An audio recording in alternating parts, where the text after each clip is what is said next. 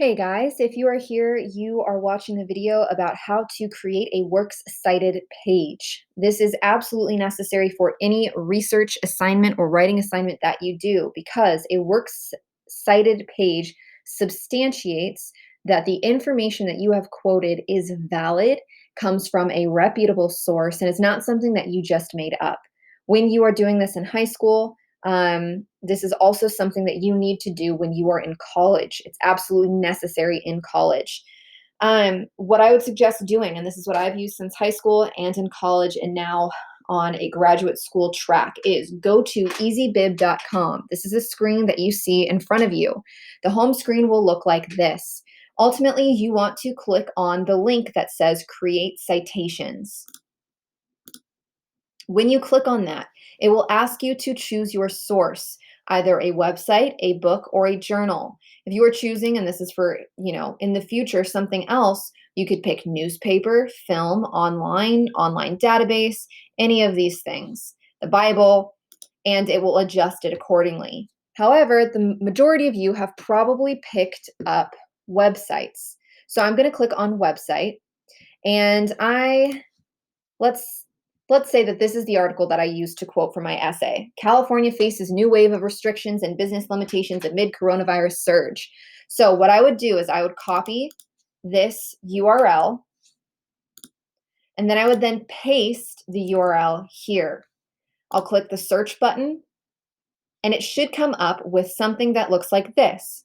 So I'll click Cite. What's great about EasyBib is that it pretty much creates your citations for you. Sometimes it asks you just to look up new information. So for instance, it has already filled in the article title. It has given me that it is the LA Times. It has given me the electronic publishing date.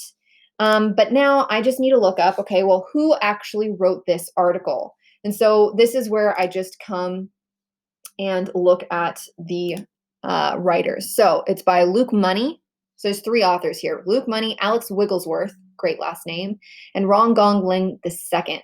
So I'm going to start by putting the first one there, Luke Money, because there are three authors.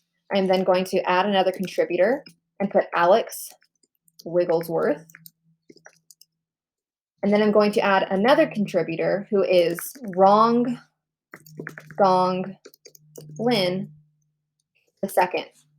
When I'm done filling out all the necessary information, I simply will click Complete Citation. It will have you view an ad, so I'm going to view that real quick.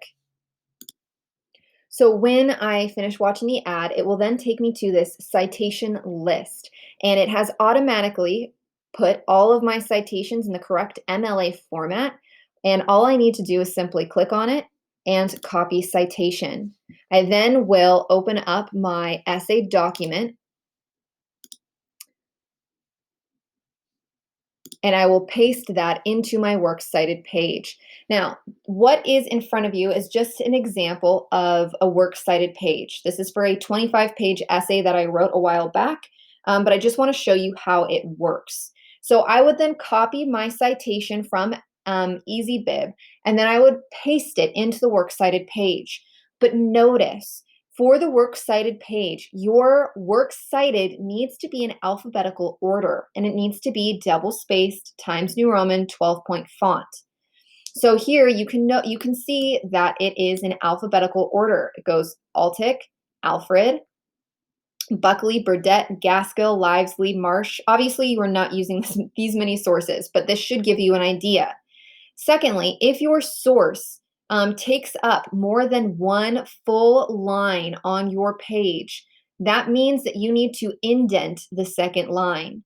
So again, this whole citation right here took up more than one line, whereas this one only took up a line, right? Because it takes up more than one line, I need to then make sure that the second line is indented. And then I would just continue on my way. As you can see, this takes up more than one line. The second line is indented, and so on and so forth. So make sure works cited is in the middle. Times New Roman 12-point font, alphabetically ordered. And take advantage of EasyBib. Again, also, just so you know, the whole point of the works cited too is that if I were to look at an in-text citation, so I'm going to go all the way up to this article, and I'm going to find my first in-text citation. So this is where I am putting a fat sentence. So it says, in his companion book, Victorian People and Ideas, Richard D. Altick affixes the socioeconomic origin of the age of industry, which was at the very center of the economy. So I know that this quote is coming from Richard D. Altick. Now, if I was somebody who was reading this essay and saying, you know what, I don't think that a Victorian People and Ideas book exists, the whole point of a works cited is that I would go down, see, and even here, right? Altick 29. I would go down and say, okay, let's see if this actually exists. And go all the way back to my works cited. And because it's alphabetized, I can easily find, okay, so they did cite this. It does exist, and it was published in 1974. So it checks off all of these marks of if I want to challenge that evidence, I could then go back and look where I would need to look at the source, when it was published, and all of those things. So it is absolutely imperative that you have a works cited page that is done correctly.